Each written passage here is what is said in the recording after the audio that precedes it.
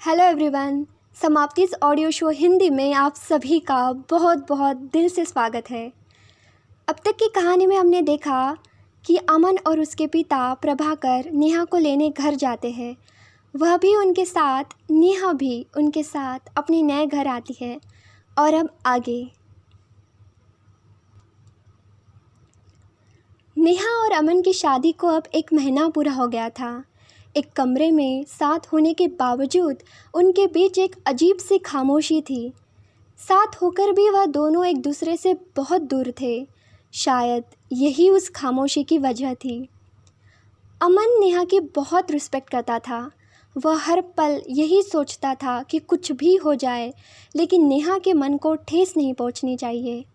उसके चेहरे की मुस्कान लौटनी चाहिए। नेहा भी अमन को रोज़ जान रही थी, उसे देख रही थी। उसे भी धीरे धीरे समझ आ रहा था कि अमन एक अच्छा इंसान है और एक मशहूर और काबिल डॉक्टर है। और सबसे बड़ी बात, नेहा को समझ आ रही थी कि वो अपने पापा और भाई से बहुत प्यार करता है। एक दिन अमन के पापा, उसका भाई नमन और नेहा डिनर कर रहे होते हैं। तभी अमन के पापा नेहा के ससुर प्रभाकर नेहा से कहते हैं, नेहा बेटा, अब तुम्हारी छुट्टियां ख़त्म होने वाली होंगी ना? तुम कब से ज्वाइन करी हो अब? तभी नेहा कहती है, मेरी पिछले महीने ही ट्रांसफ़र हो गई थी, लेकिन फिर इतना कुछ हो गया कि मैं ज्वाइन नहीं कर पाई। इसलिए मैंने छुट्टियां निकाल ली थी और अब छुट्टियां ख़त्म होने वाली है। फिर प्रभाकर कहते हैं, अब तो तुम्हें ज्वाइन करना ही पड़ेगा और तुम ज्वाइन करोगी। तुम यहाँ की बिल्कुल भी चिंता मत करो। इतनी मेहनत से तुमने जॉब हासिल की है, तुम्हें उसे पूरी तरह से निभाना चाहिए। नेहा भी प्रभाकर को देख चकित हो गई। उसे लग ही नहीं रहा था कि वो किसी और व्यक्ति से बात कर रही हो। उसे प्रभाकर में अपने पापा नज़र आ रहे थे। और फिर नेहा को समझ आ रहा था कि क्यों उसके पापा और प्रभाकर की इतनी गहरी दोस्ती थी और उनकी दोस्ती के बारे में किसी को भी कुछ भी पता नहीं था।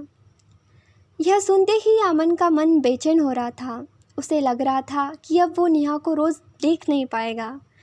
नेहा बहुत दिनों के बाद अब दिल से बहुत खुश थी, क्योंकि अब बहुत जल्द वह ऑफिस ज्वाइन करने वाली थी। नमन, नेहा का देवर, उसे कहता है, भाभी, मैं भी आपके ऑफिस और आपका सरकारी घर देखना चाहता हूँ, तो फिर मैं कब आऊँ देखने? तभी प्रभाकर कहते, बेटा नमन, पहले तुम नेहा को तो जाने दो, फिर तुम चले जाना। यह बोलते ही सब हंसने लगते हैं और तभी अमन नेहा की मुस्कान को देखकर खुश होता है। नेहा अब जिस शहर उसकी ट्रांसफ़र हुई थी, वहाँ जाने की तैयारी कर रही थी। वह अपना बैग पैक कर रही थी। आज अमन भी हॉस्पिटल से अभी तक घर नहीं लौटा था। नेहा की पैकिंग हो गई थी और वह सोने की कोशिश कर रही थी, लेकिन उसे नींद नहीं आ रही थी। तभी वह सोचती है कि वह कोई बुक पढ़ ले, शायद उसे नींद आ जाए। वह अमन की किताबों की लाइब्रेरी में जाती है। वहाँ पर वह देखती है कि बहुत सारी मेडिकल की बुक्स रखी हुई है। बीच में से उसे कोई डायरी दिख जाती है। उसे लगता है कि शायद यह डायरी अमन की होगी। वह उस डायरी को हाथ नहीं लगाती। फिर 2 मिनट तक सारी बुक्स को देखने के बाद वह किसी बुक को उठाती है और पढ़ने लगती है। उसी बुक में नेहा को अमन की बचपन की तस्वीर मिलती है।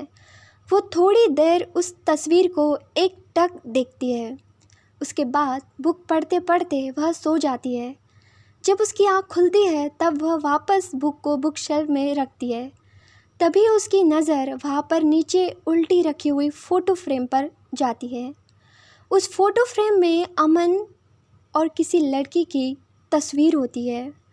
उस तस्वीर में अमन और वह लड़की साथ में बहुत खुश लग रहे थे और वह तस्वीर बहुत सुंदर थी। नेहा उस तस्वीर को देखती है और वह थोड़ी अचंभित हो जाती है। वह थोड़ी निराश हो जाती है। उसे समझ नहीं आता उसे क्या हो रहा है। फिर उसे लगता है कि वह क्यों निराश हो रही है, क्यों अचंभित हो रही है। क्या वह अमन को जानती है? क्या वह अमन की पिछली ज़िंदगी को जानती है? फिर उसे क्यों निराश होना चाहिए? कोई वजह नहीं है निराश होने की। आज बस इतना ही। आपको क्या लगता है उस तस्वीर में अमन के साथ वह लड़की कौन होगी? ये जानने के लिए आपको हमारे अगले एपिसोड का इंतज़ार करना पड़ेगा।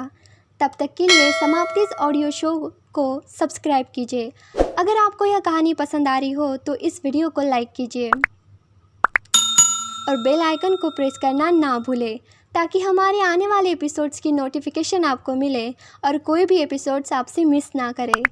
बहुत बहुत धन्यवाद। Thank you so much.